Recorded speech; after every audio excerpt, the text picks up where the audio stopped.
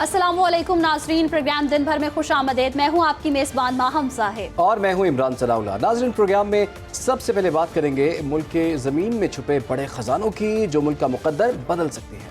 आलमी सरमायाकारी का मंजरनामा बदल रहा है और पाकिस्तान अब इस तब्दीली का मरकजी किरदार बनने जा रहा है। पाकिस्तान के पास वो सब कुछ है जो दुनिया ढूंढ रही है: सोना, तांबा, लिथियम, नायाब धाते और वो मौके जो अब हकीकत में बदलने वाले हैं। पाकिस्तान मिनरल्स इन्वेस्टमेंट फोरम जो मुल्क की वसाइल को आलमी मौके से जोड़ रहा है। पाकिस्तान मिनरल्स इन्वेस्टमेंट 2 रोज़ा फोरम 2025 इस्लामाबाद के जिना कन्वेंशन सेंटर में हुआ और फोरम में वज़ीर आज़म Shahbaz Sharif, army chief general Asim Munir, नायब वज़ीर आज़म और वज़ीर ख़ारिजा इसहाक डार समेत वफाकी वज़राए आला ने भी शिरकत की। पाकिस्तान मिनरल्स इन्वेस्टमेंट फोरम का मकसद मादनी ज़खायर में सरमायाकारी के लिए मौक़ों को उजागर करना और मादनी ज़खायर के वसाइल को बरूए कार लाना है, क्योंकि मादनी ज़खायर किसी भी मुल्क की पायदार तरक्की में अहम किरदार अदा करते हैं। जी बिल्कुल। और पाकिस्तान मिनरल्स इन्वेस्टमेंट फोरम में अमेरिका, चीन, सऊदी अरब, रूस, फिनलैंड और तुर्की समेत दीगर ममालिक के वफूद ने भी शिरकत की।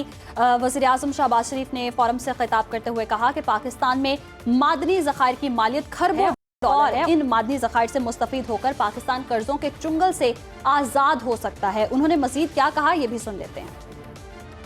Pakistan has been blessed by Allah Almighty. If we are able to harvest these great assets, I can say without any fear of contradiction that Pakistan would say goodbye to institutions like IMF, blessed with a very fertile land in the province of Punjab and Sindh and other parts of Pakistan. I believe in my investor is my master. इसी तकरीब से खिताब करते हुए army chief का कहना था कि मुझे पुख्ता यकीन है कि पाकिस्तान आलमी मादनी मईशत में एक रहनुमा पर उभरने के लिए तैयार है। हम बैनुल-अक़वामी इदारों को खुशामदीद कहते हैं कि वो अपनी महारत से पाकिस्तान को रोशनास कराएं, सरमायाकारी के मौके तलाश करें और वसाइल की वसी सलाहियत की तरक्की में हमारे साथ शराकत दारी करें। आर्मी चीफ का कहना है कि पाकिस्तान की मादनियात की दौलत को अखज़ करने के लिए इंजीनियर्स, जियोलॉजिस्ट, ऑपरेटर और बहुत से माहिर कारकुन दरकार हैं और इसीलिए हम इस शोबे की तरक्की के लिए तलबा को बैनुल-मुल्क तरबियत के लिए भी भेज रहे हैं। जी बिल्कुल। और उन्होंने मजीद कहा कि हमारा मकसद मादनी शोबे के लिए अफरादी क़ुव्वत, महारत और इंसानी वसाइल पैदा करना भी है। आर्मी चीफ ने मजीद कहा कि पाक फौज अपने शराकतदारों और सरमायाकारों के मुफादात और एतमाद के तहफ़्फ़ुज़ के लिए एक मजबूत सिक्योरिटी फ्रेमवर्क और फ़ाल इक़दामात को यकीनी बनाएगी। जबकि तकरीब से खिताब करते हुए नायब वज़ीर आज़म और वज़ीर ख़ारिजा इसहाक डार ने पाकिस्तान मिनरल्स फोरम से खिताब करते हुए कहा कि पाकिस्तान कानकनी के आलमी मरकज के तौर पर उभरने के लिए स्ट्रेटेजिक तौर पर तैयार है। उन्होंने मजीद क्या कहा, ये भी देख लेते हैं। Pakistan is entering a new phase of economic progress. Pakistan is strategically positioned to emerge as a global mining powerhouse, one of the world's largest copper gold zones. Pakistan is home to monumental reserves like Reko Diq. Pakistan's resource corridor is primed to reshape global supply chains and attract foreign direct investment. इसहाक डार ने क्या कहा, आपने सुना। वफाकी वज़ीर petroleum Ali Parvez Malik ने Pakistan minerals investment forum से खिताब किया। उन्होंने कहा कि फोरम का मकसद पाकिस्तान के मादी वसाइल में सरमायाकारी बढ़ाना है। माइनिंग सूबाई शोबे हैं और उन्होंने मजीद क्या कहा, ये भी देख लेते हैं। Pakistan Stock Exchange, despite the recent turmoil that we see in the markets, remains amongst one of the best performing markets in the world. Pakistan's economy is moving in the right direction with strong reform efforts.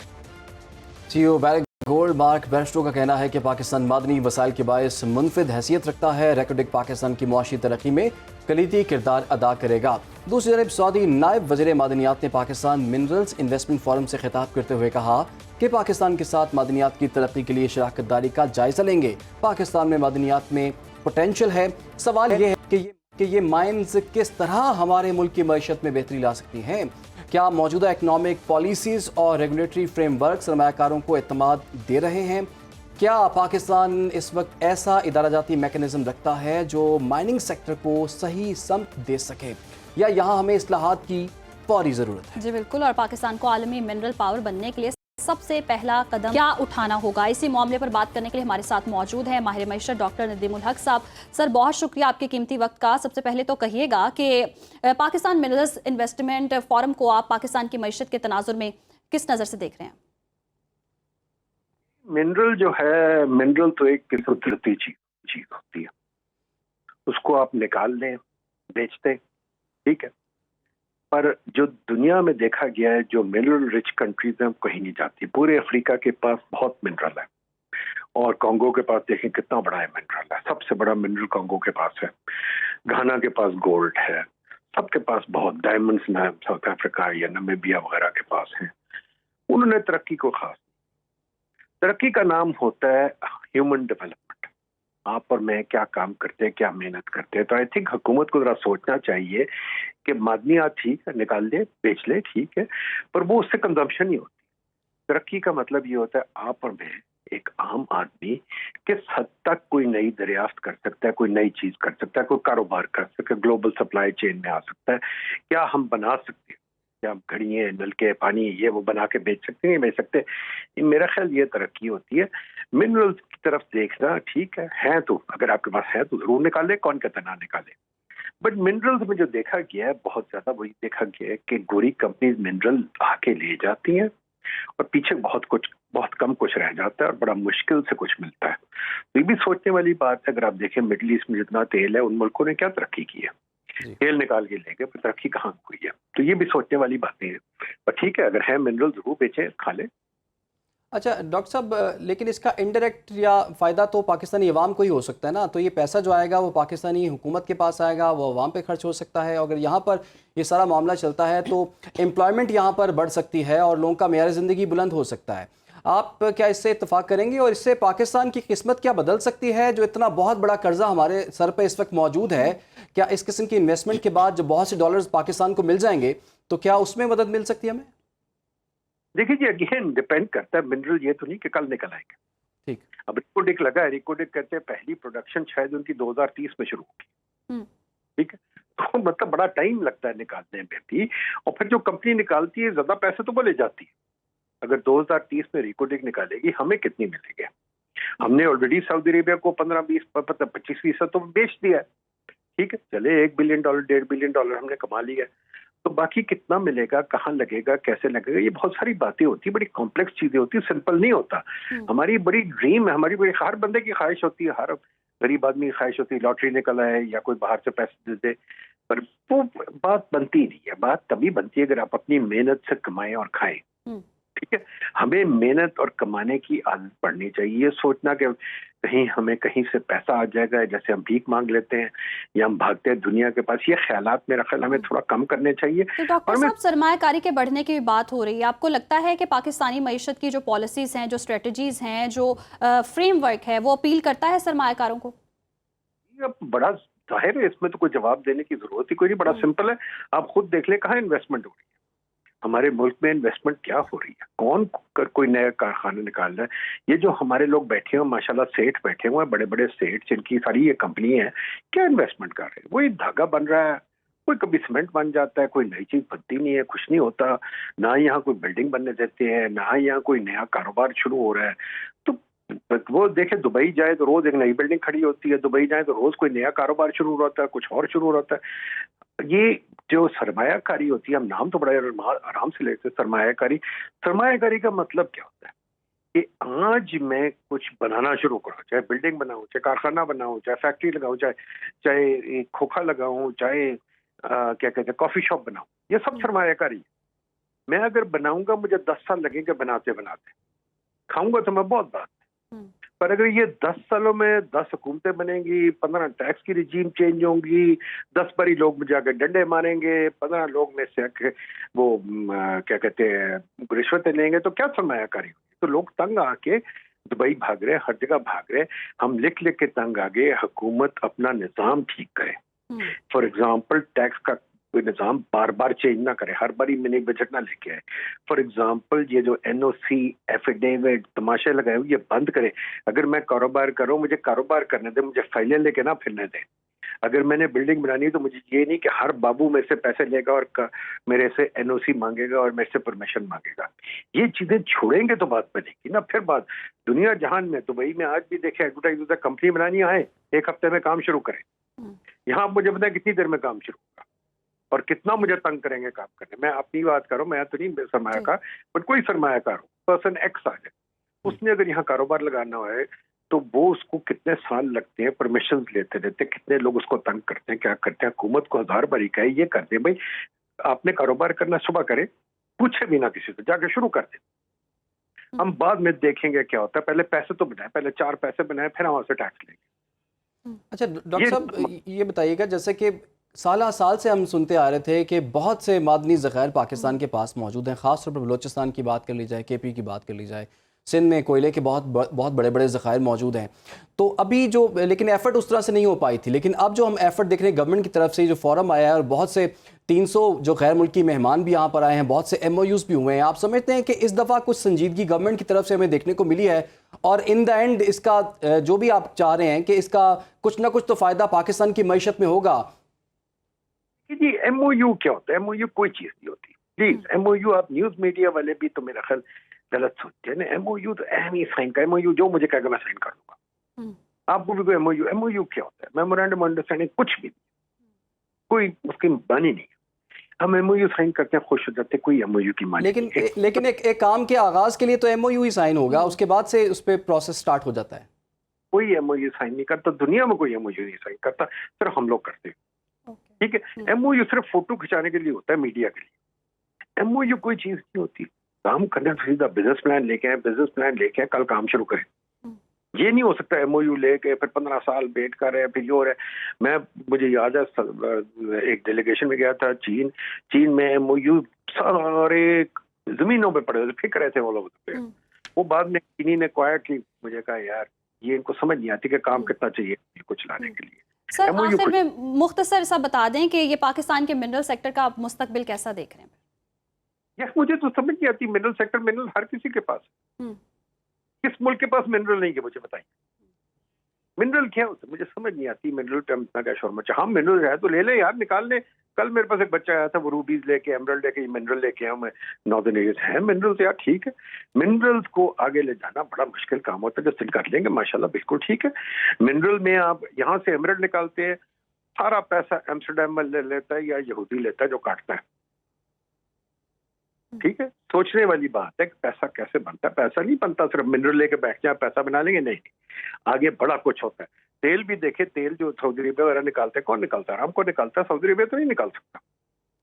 ठीक है जी, बहुत बहुत शुक्रिया आपका। Doctor Nadimul हक हमारे साथ मौजूद थे, इस अहम मामले पर बात कर रहे थे। की अप्रोच बड़ी प्रैक्टिकल किस्म की है। वो कहते हैं कि जी आज बताएं आज क्या हुआ है, और ख़ास तौर पर उन्होंने जो एक चीज़ फोकस किया वो बड़ी इंपॉर्टेंट है माम, वो है ह्यूमन डेवलपमेंट पे। वो कहते हैं इन्वेस्टमेंट करनी चाहिए और वही तरक्की का सही रास्ता जो है वो मुमालिक का बताते हैं। और ख़ास तौर पर उन्होंने कहा कि मिनरल्स की बहुत अच्छी बात है, अगर ये चीज़ हो रही है उससे पाकिस्तान को यकीनन फ़ायदा भी होगा और हम उम्मीद करते हैं कि इससे एम्प्लॉयमेंट भी आएगी। और साथ ही साथ वो जो पाकिस्तान एक शॉर्टफॉल एक चल रहा होता है, जो ट्रेड डेफिसिट चल रहा होता है और कहीं ना कहीं पाकिस्तान लॉसेस में जा रहा होता है या कर्जे ले रहा होता है या IMF की डील के पीछे भाग रहा होता है, तो अगर इतने पैसे पाकिस्तान इकट्ठे कर लेता है तो हो सकता है कि पाकिस्तान की मैशत बहरहाल। लेकिन हुकूमत का दावा है कि इससे बहुत फ़ायदा होगा। जो कुदरती वसाइल हैं हमारे पास, उनसे हम मैशत को संभाल सकते हैं। प्रोग्राम में आगे बढ़ते हैं और कुछ बात करते हैं जी स्टॉक मार्केट की। ट्रंप टैरिफ के बाद अमरीकी, पाकिस्तानी और एशियाई स्टॉक मार्केट समेत आलमी स्टॉक मार्केट्स मंदी के बादल छटने लगे हैं। पाकिस्तान स्टॉक मार्केट में रिकवरी का अमल जारी है। पाकिस्तान स्टॉक एक्सचेंज की वेबसाइट के मुताबिक कारोबार के दौरान 11:03 पर बेंचमार्क 100 इंडेक्स 1782 पॉइंट्स इजाफे से 1,16,692 की सतह पर पहुंच गया है। ताहम ये रुझान जो है वो बरकरार नहीं रह सका और कारोबार के अख्ताम तक मार्केट 623 पॉइंट्स या 0.54% बेहतरी से 1,15,532 पॉइंट्स पर बंद हुई। गुज़श्ता रोज़ अमरीकी सदर डोनाल्ड ट्रंप के टैरिफ के निफाज के जवाब में चीन की जानिब से अमरीका पर भारी महसूलात आयद किए जाने के बाद आलमी तिजारती जंग के खदशात के पेश नज़र पाकिस्तान स्टॉक एक्सचेंज में पाकिस्तान स्टॉक एक्सचेंज 100 इंडेक्स जो है वो 3,882 पॉइंट्स की कमी उसमें रिकॉर्ड की गई थी और कारोबारी दिन के अख्ताम पर 100 इंडेक्स 1,14,909 पॉइंट्स पर बंद हुआ था। इसी तरह स्टॉक मार्केट में आज बिजनेस की क्या सूरत हाल रही ये भी आप तक पहुंचाएंगे। और आज हमने देखा कि मार्केट किसी हद तक उसने रिकवर भी किया है और एक टाइम पे तो हमने देखा 1700 पॉइंट्स जो है ये मार्केट ऊपर गई थी, लेकिन जो आज का दिन जो इख्तिताम हो रहा था उसमें सिर्फ 623 पॉइंट्स का इसमें इजाफा हुआ है। बहरहाल जैसे हम बाकी मार्केट्स को देख रहे हैं, एशियाई मार्केट्स को देख रहे हैं, अमरीकी मार्केट्स को देख रहे हैं, चाइनीज़ मार्केट को देख रहे हैं या जापानीज़ मार्केट को, हांगकॉन्ग की मार्केट बड़ी इससे मुतासर हुई थी, तो हम ये देख रहे हैं कि इसकी वजह से पाकिस्तान की मार्केट उस तरह से डिस्टर्ब नहीं हुई और उस तरह से गैर मामूली चेंज नहीं आया। बहरहाल जो गिरावट आई थी वो भी गैर मामूली। इमरान, सिर्फ पाकिस्तान ही नहीं, शदीद गिरावट के बाद एशियाई और अमरीकी स्टॉक मार्केट्स संभलना शुरू हो गई हैं। जापानी स्टॉक मार्केट की अगर हम बात करें तो इंडेक्स में मंगल के सुबह 5.6% बेहतरी आ गई है। जनूबी कोरिया और ऑस्ट्रेलिया की शेयर मार्केट्स में भी इस्तेहकाम आने लगा है। 60 खरब डॉलर का नुकसान बर्दाश्त करने के बाद अमरीकी स्टॉक मार्केट भी संभलने लगी है। S&P इंडेक्स 8.9% बेहतर हुआ है। दूसरी जानिब अमेरिका और चीन में मुआशी जंग छिड़ चुकी है और अमरीकी सदर डोनाल्ड ट्रंप की जानिब से जवाबी टैक्स वापस न लेने की सूरत में बीजिंग पर इजाफी 50% टैरिफ आयद करने की धमकी के बाद चीन ने आखिरी दम तक लड़ने का ऐलान किया था और बीजिंग की वजारत तिजारत ने ट्रंप इंतजामिया पर ब्लैकमेलिंग का इल्जाम आयद किया और कहा कि इनके महसूलात एक आम यकतरफा गुंडागर्दी का अमल है।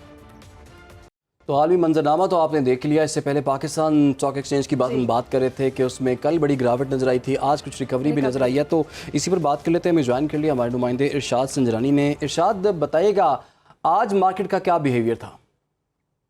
देखिए, बिल्कुल गुज़िश्ता रोज़ तो आपको पता कि जो सदर ट्रंप ने उन्होंने टैरिफ का ऐलान किया था, पूरी दुनिया भर की जो स्टॉक मार्केट थी उसमें भौचाल था। इसी तरह पाकिस्तान की स्टॉक एक्सचेंज में भी 8,500 से ज़ायद पॉइंट्स की कमी जो है, बल्कि मार्केट जो क्रैश कर गई थी। और आज जो है कुछ रिकवरी हुई है और स्टॉक मार्केट के जो माहिरीन कहते हैं कि कुछ रिकवरी हुई है क्योंकि कल जो है अरबों रुपए का नुकसान हो चुका है सरमायाकारों का। और क्योंकि ये अपॉर्चुनिटी भी थी, जो लोग इंतजार कर रहे थे कि इन्वेस्टमेंट करनी है तो स्टॉक ब्रोकर सके ना, कि एक बेस्ट अपॉर्चुनिटी थी कि जो जिन्होंने एक तो अपना जो हेसेस बेचे हैं, इसकी वजह से गिरावट का शिकार हुई है। ज़ाहिर एक अनसर्टेन सिचुएशन पूरी दुनिया को देखते हुए पाकिस्तान पर भी नजर आई। और जो आज जो है स्टॉक मार्केट 622 जो है प्लस पॉइंट पर जो है वो बंद हुई है और 1,15,532 पॉइंट पर जो इसका क्लोजिंग हुई है। और जो आज जो टोटल जो है 453 कंपनीज के शेयर्स में जो काम हुआ है, 273 कंपनियां जो है उसके एसेस में जो है वो तेज़ी देखी गई। 126 जो है उनकी में कमी और 54 जो है वो उसमें कोई जो है अनचेंज रही। और स्टॉक मार्केट के जो माहिरीन हैं वो कहते हैं कि आइंदा आने वाले दिनों में मजीद इसमें यही देखा जा रहा है कि किन किन चीज़ों पे जो टैरिफ जो ज़ाहिर तो लग चुका है और पाकिस्तान पर कितना इसका असर होगा। तो ये आज जो रिकवरी हुई है, कुछ रिकवरी 600 जो जब मार्केट जो है ओपन हुई सुबह तो तकरीबन 1200 से जो जायद पॉइंट्स का हमने इजाफा देखा और उसके बाद जो बंदिश जो 622 पॉइंट्स के इजाफे के बाद जो है वो स्टॉक जो है क्लोज हुई है। और मुख्तलिफ जो सेक्टर्स हैं, सीमेंट सेक्टर और बैंकिंग और दीगर जो सेक्टर्स में उसमें हमने देखा कि तेज़ी रही है और दीगर जो ओवरऑल जो है उसमें मिला जुला रुझान नज़र आया है। लेकिन मज़ीद चंद दिन जो है इसमें जो हमारे मुआशी माहिरीन भी देख रहे हैं कि इसमें किस तरह की जो असरअंदाज होगा। ज़ाहिर स्टॉक मार्केट में बड़ा बुरा है, लेकिन जो आर्मी चीफ आज उन्होंने जो है जो मिनरल इन्वेस्टमेंट फोरम में जो उनका जो खिताब है और बैरूनी सरमायाकारों से उन्होंने खिताब किया है, तो इससे थोड़ा कॉन्फिडेंस जो है बढ़ा है। यही इसका जो असर भी स्टॉक मार्केट में नजर आया। देखी गई है, कल गिरावट का शिकार थी मार्केट और अब है कि रिकवरी हो रही है। इरशाद संजानी हमारे साथ मौजूद है, बहुत शुक्रिया आपके वक्त का। वेलकम बैक नाज़रीन। प्रोग्राम में आगे बढ़ेंगे, आपको बताएंगे अमेरिका में इसराइल के खिलाफ और फ़लस्तीनियों के हक में एहतजाज करने वाले तलबा मुश्किल में आ गए हैं। अमेरिकी सदर डोनाल्ड ट्रंप की इंतजामिया ने पाकिस्तानियों समेत 450 मुस्लिम तलबा के वीज़े अचानक मनसूख कर दिए, जिनमें पाकिस्तानी और दीगर मुस्लिम ममालिक के तलबा भी शामिल हैं। ट्रंप इंतजामिया इन तलबा को निशाना बना रही है जो फ़लस्तीनियों के हक में मुजाहिरों में शरीक हुए थे। तलबा के वीज़ों की मनसूखी किसी वाज़ेह कानूनी कार्रवाई के बगैर की गई। मुतासरा यूनिवर्सिटीज़ में हार्वर्ड, स्टैनफोर्ड और UCLA, यूनिवर्सिटी ऑफ मिशिगन और दीगर मारूफ तालीमी इदारे शामिल हैं। इसके साथ साथ आपको बताएं कि अमरीकी हिमायत याफ्ता इसराइल की गज़ा में बर्बरियत रुकने का नाम नहीं ले रही। गुज़श्ता रोज़ ताज़ा फ़ज़ाई हमलों में मज़ीद 55 फ़लस्तीनी शहीद हो गए हैं और उनमें से 21 का ताल्लुक खान यूनिस से है। हमास ने इस हमले की मजम्मत करते हुए कहा है कि जानबूझकर बच्चों का कत्ल किया जा रहा है। इसराइली फ़ौज के मज़ालिम इस कदर बेलगाम हो चुके हैं कि 18 मार्च को गज़ा जंगबंदी मुआहदे के बावजूद 18 मार्च से आज तक गज़ा पर बदतरीन बमबारी जारी है, जिसके नतीजे में 18 मार्च से अब तक गज़ा में 1000 से ज़ायद अफराद शहीद हो चुके हैं। गज़ा पर मुसल्लत जंग में अब तक 50,695 से ज़ायद फ़लस्तीनी शहीद हो चुके हैं और 1,338 से ज़ायद ज़ख्मी भी हो चुके हैं। इसी पर बात कर लेते हैं। हमें ज्वाइन कर लिया है माहिर बैनुल-अक़वामी उमूर प्रोफेसर हुसैन आलम साहब ने। प्रोफेसर साहब, आपके वक्त का बहुत शुक्रिया। प्रोफेसर साहब, 18 मार्च के बाद से सूरत हाल भी कुछ वैसी ही है, बल्कि हम देख रहे हैं हमलों में इजाफा हो गया है। अब हम क्या एक्सपेक्ट करें, आने वाले दिनों में दोबारा से कुछ जंगबंदी की राह हमवार हो सकती है? और ख़ास तौर पर यह भी बताइएगा, ये जो अमेरिका में बहुत से 450 स्टूडेंट्स के वीज़े मनसूख कर दिए गए हैं, क्या कानून इस बात की इजाज़त देता था अमेरिका को कि इस तरह का इकदाम कर सके? आपने बड़ी वैलिड सी बात की है कि जी क्या कानून इसकी इजाज़त देता था। कानून तो इस तरह की किसी भी एग्रेशन की इजाज़त नहीं देता जिसके अंदर किसी इंसान की जान ली जाए। और पिछले कुछ दिनों से जो हमले बढ़ गए हैं, इससे गज़ा की और फ़लस्तीन की सिचुएशन मज़ीद ख़राब हो गई है। आप ये देखें कि पिछले जितने स्टूडेंट्स को अमेरिका से निकाला गया है या उनके वीज़े मनसूख किए, वो बड़े माइनर इश्यूज़ के ऊपर निकाले गए। कहीं ट्रैफिक के वायलेशन है, कहीं मुज़ाहरा करना है, कहीं अंदेशा नक्शे अमन है या कोई ऐसी चीज़ है। तो ये सारा कुछ बताता है कि तासुब की एक फ़िज़ा है और तासुब जो है वो खुलकर नज़र आ रहा है कि जहाँ अमेरिका इस तरह के बैनुल अक़वामी मुआहदों या इस तरह की बैनुल अक़वामी अखलाकियात की परवाह भी नहीं कर रहा और इसराइल को सपोर्ट करने के लिए बिल्कुल एक यकतरफा पॉलिसी लेके चल रहा है। और इसके असरात ना सिर्फ इस खत्ते के अंदर बल्कि पूरी दुनिया के अंदर नफरत और खाना जंगी की शक्ल में और ज़ाती तौर पे मैं समझता हूँ कि ये कोई अच्छा रिजल्ट नहीं लेके आएगा, नंबर 1। नंबर 2, अभी आप देखें कि बैनुल अक़वामी तौर पर इंटरनेशनल रेड क्रॉस जो है या रेड क्रिसेंट जो है उसको प्रोटेक्शन होती है।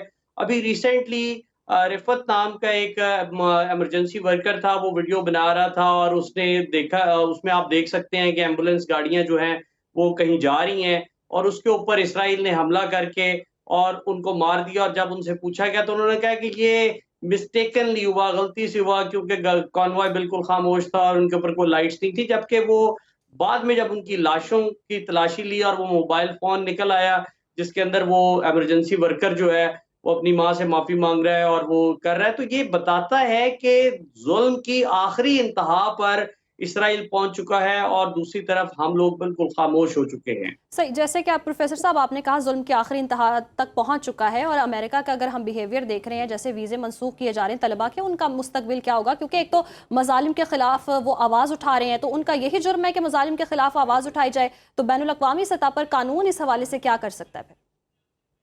कानून ऐसा है कि वो तालिब इल्म जो है इसके ऊपर अमरीकी अदालतों से रुजू कर सकते हैं और दुनिया के अंदर उनको सपोर्ट मिल सकती है। लेकिन ये फैक्ट है कि अमरीका इंतज़ामी तौर पर जब चाहे जिसका चाहे वीज़ा मनसूख कर सकता है। बल्कि अभी तो आपने देखा होगा कि एक लिस्ट आ चुकी है जिसके अंदर येलो है, ऑरेंज है और रेड लिस्ट है, जिसके तहत बहुत सारे मुल्कों का दाखिला ही उसके अंदर बंद कर दिया गया है और कुछ का महदूद कर दिया गया है। अभी रिसेंटली आज की बात है कि जो यूनाइटेड स्टेट्स एजुकेशन फाउंडेशन है, उन्होंने पाकिस्तान के अंदर अपना प्रोग्राम बंद करने और आइंदा के लिए तावक्ते के कोई उसके ऊपर कोई बड़ी मेजर चेंज आ जाए तो उन्होंने यूनाइटेड स्टेट्स एजुकेशन फाउंडेशन के स्कॉलरशिप्स बंद कर दिए हैं। तो इसके ऊपर कानून जो है वो तो खैर बात की बात है, लेकिन एट प्रेजेंट सिचुएशन ये बिगड़ रही है और वाज़े तौर पर नजर आ रहा है कि दुनिया 2 से 3 हिस्सों के अंदर बट गई है। जैसे ब्लॉक्स बने हुए थे, अब वो मल्टीपोलर ब्लॉक्स में बट गई है। इसी तरह लोगों के अंदर भी आपस में नफरत है और इससे कोई अमेरिका के अंदर भी कोई फायदा नहीं होगा। अमेरिका जो कि अपने आप को सेकुलर बताता है या अमेरिका जो अपने आप को इंसानी हकूक के चैंपियन के तौर के ऊपर पूरी दुनिया के अंदर इंट्रोड्यूस करवाता है, वहाँ वो सारी इंसानी हकूक और वो इखलाकियात फेल होती नजर आती हैं। ठीक है जी, बहुत बहुत शुक्रिया आपका प्रोफेसर हुसैन साहब इस पर बात कर रहे थे। देखिए जी, जंग के भी कुछ असूल होते हैं, कुछ ज़ाब्ते होते हैं, लेकिन जब जहाँ इसराइल की बात करें तो ना वहाँ पर जंग के कोई असूल हैं ना कोई ज़ाब्ते हैं। ख़वातीन पर बमबारी की जा रही है, उनको शहीद किया जा रहा है, मासूम बच्चों को शहीद किया जा रहा है, इमदादी कारकुनान को शहीद किया जा रहा है, अस्पतालों को टारगेट किया जा रहा है, स्कूलों को टारगेट किया जा रहा है। की बात यह कि अमेरिका में जैसे तलबा के साथ हो रहा है, उनके वीज़े मनसूख किए जा रहे हैं, बात तो बहुत की जाती है इंसानी हुकूक की जी, बहुत हम इसकी हिफाजत करते हैं और इंसानों की बहुत जी हम केयर करते हैं, लेकिन उस तरह से देखा नहीं जा रहा। तलबा का मुस्तकबिल दाव पर लगा हुआ है। आगे बढ़ते हैं जी, पाकिस्तान सुपर लीग का मेला शुरू होने में सिर्फ 3 रोज बाकी हैं, लेकिन उन 3 रोज से पहले हम एक छोटी सी ब्रेक ले लेते हैं। जी। आप लोग हमारे साथ रहिए। प्रोग्राम में एक मरतबा फिर से आपको खुशामदीद कहते हैं। पाकिस्तान सुपर लीग का मेला शुरू होने में सिर्फ 3 रोज़ बाकी रह गए हैं। PSL की तैयारी भी उरूज पर पहुंच चुकी है। लाहौर, रावलपिंडी और मुल्तान में होने वाले पाकिस्तान सुपर लीग के 10वें एडिशन के मैचेस की सिक्योरिटी के लिए फौज और रेंजर्स के दस्ते तलब कर लिए गए हैं। महकमे दाखिला पंजाब की दरख्वास्त पर लाहौर, रावलपिंडी और मुल्तान के लिए रेंजर्स के एक विंग और आर्मी की 2 कंपनियों की खिदमात जो हैं वो तलब की गई हैं। जी बिल्कुल। और PSL में बैनुल अक़वामी क्रिकेटर्स और मैच ऑफिशियल्स हिस्सा ले रहे हैं। मुल्की और गैर मुल्की खिलाड़ियों, मैच ऑफिशियल्स और अमले की शिरकत के बायस ये हाई प्रोफाइल इवेंट है। इसी पर बात करने के लिए हमारे साथ मौजूद हैं स्पोर्ट्स जर्नलिस्ट इरफान ज़हीर साहब। बहुत शुक्रिया आपके वक्त का। सर कहिएगा, जैसे कि इवेंट के हवाले से कहा जा रहा है कि चीज़ें फाइनलाइज हो रही हैं, तैयारियाँ कैसी हैं, टीम के हवाले से भी बताइएगा। देखें, PSL की जब भी बात करते हैं तो पाकिस्तान का सबसे बड़ा ब्रांड है, सबसे बड़ी कमोडिटी है और पूरी नेशन इसको एज ए फेस्टिवल सेलिब्रेट करती है। आप ये देखें कि लास्ट 1 डेकेड से पाकिस्तान में क्रिकेट के अलावा कोई फेस्टिवल नहीं रहा। पहले किसी दौर में बसंत होती थी या सिनेमास थे, अब वो भी हमने देखा ग्रेजुअली सब ख़त्म हो चुके। तो पूरी नेशन को ये एंटरटेनमेंट प्रोवाइड करती है और एक जश्न का समा होता है।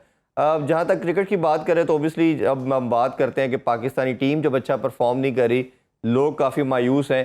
बट इसका सबसे बड़ा एक पर्पज़ कह लें, ये का फेस्टिवल भी है, साथ क्रिकेट भी है और हार जीत का बड़ा लॉस आपको होता नहीं है, दुख होता नहीं है कि जी ये टीम पाकिस्तान हार गया।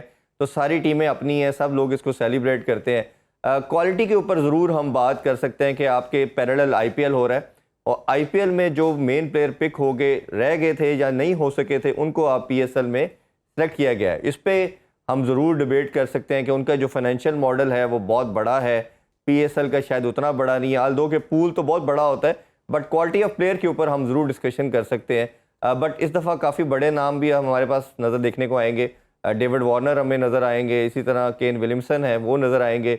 और इसी तरह जब हम बात करते हैं तो पाकिस्तानी तमाम प्लेयर भी, साइम अयूब को सब देखना चाह रहे हैं, 3-4 मंथ से हमें नज़र आ रहे हैं, तब वो इंजरी की वजह से नहीं खेल पा रहे थे, कल उनको भी फिट करार दे दिया गया है।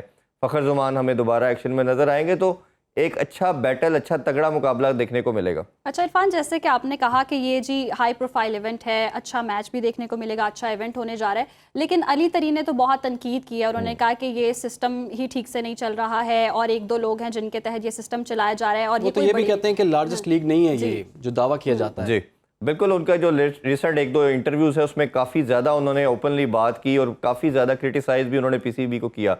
उनका कहना ये था कि ये सेकंड लार्जेस्ट लीग कहा जाता है, ये थी, अब नहीं है। लास्ट 2-3 ईयर से उन्होंने कहा कि सेम चीज़ें करते चले जा रहे हैं। उन्होंने ख़ास तौर पे रेफरेंस के तौर पे कहा कि कोई डिफरेंट इनोवेशन किसी तरह नहीं PCB लेके आ रहा। जैसे कि ट्रॉफ़ी की उन्होंने बात की कि उसको एक जीतो पाकिस्तान के अंदर इनविल किया गया, ये बड़ा गलत था। फिर हमें एक दिन पहले बताया जा रहा है कि तमाम ओनर्स ने कराची आना है, उसका कोई प्लान नहीं था। फिर उन्होंने जो ड्राफ्ट की सरमनी थी उसको क्रिटिसाइज़ किया कि माइक नहीं चल रहे, कोई हैफ हैज़र्ड था, कोई कहीं मूव कर रहा है, कोई किस तरह जा रहा है। फिर उन्होंने कहा कि आपको सबसे मेनली फ़ैन एंगेजमेंट को बनाना था। आपने PCB ने as a biggest stakeholder क्या फ़ैन एंगेजमेंट के लिहाज से काम किया। फिर उन्होंने मेनली ये बात की कि पहले ही तमाम फ्रेंचाइज ओनर जो हैं वो लॉस में हैं और नेक्स्ट ईयर जब इनके जो कॉन्ट्रैक्ट हैं वो प्रीवियस 10 सीज़न के बाद ख़त्म हो जाएंगे, जब रिव्यू होगा तो 2 टीमें मज़ीद ऐड होंगे। पहले जो भी आपका पैसा, आपकी अर्निंग होती है वो 6 टीमों में और PCB में डिस्ट्रीब्यूट किया जाता है। जब 2 टीमें मज़ीद आ जाएंगी तो उनसे पूछा गया कि इस पर क्या प्लान है। तो उन्होंने कहा जी PCB से हम कई दफ़ा पूछ चुके हैं। उन्होंने कहा जी पहले ये करें फिर देखते हैं, अभी तक हमसे बात ही नहीं की गई। तो उन्होंने कहा जी एक क्वालिटी के लिहाज से 5वें-6ठे नंबर पे ये लीग आती है, अब इससे बहुत लीग आगे चली गई है। तो इसके लिहाज से ओबियसली बाकी फ्रेंचाइज ओनर का भी हमने ओपिनियन देखा। सलमान इकबाल ने बात की, लाहौर कलंदर के ओनर्स ने बात की। साइलेंटली तो सारे ये कहते हैं कि कहीं ना कहीं PCB से नाखुश हैं। आपको याद होगा 2 साल पहले ये लाहौर हाई कोर्ट में भी फाइनेंशियल मॉडल को लेके चले गए थे। फिर लाहौर हाई कोर्ट ने इनको कहा कि एमिकेबली आपस में बैठ के ये सॉर्ट आउट करें। तो कंसर्न तो उनके ठीक है बट इनोवेशन के लिहाज से मेरा मानना ये है कि PCB को ज़रूर कुछ करना चाहिए। जितनी ज़्यादा फ़ैन एंगेजमेंट करेंगे, लाइक कॉन्सर्ट कर सकते हैं, डिफरेंट कॉलेज और स्कूल को आप इंटरेक्शन करवा सकते हैं। ये क्रिकेट तो ऐसा खेल है जो सबको एंगेज करता है, सबको यूनाइट करता है। बहुत बहुत शुक्रिया इरफान ज़हीर आपका। और आपको बताते चलें कि ये जो बड़ा मेला PSL का मेला, ये आप दिन भर के प्रोग्राम में भी इसकी भरपूर आप कवरेज भी देख सकेंगे, मुख्तलिफ तजिए भी देख सकेंगे और साथ ही साथ आपको ये भी हम बताते रहेंगे आज किस किस का मुकाबला, कौन सी टीम तगड़ी है और इस हवाले से आपको लम्हा ब लम्हा आगाह भी रखेंगे। फिलहाल के लिए जी प्रोग्राम का वक्त खत्म हो जाए, हमें दीजिए इजाज़त। अल्लाह हाफ़िज़।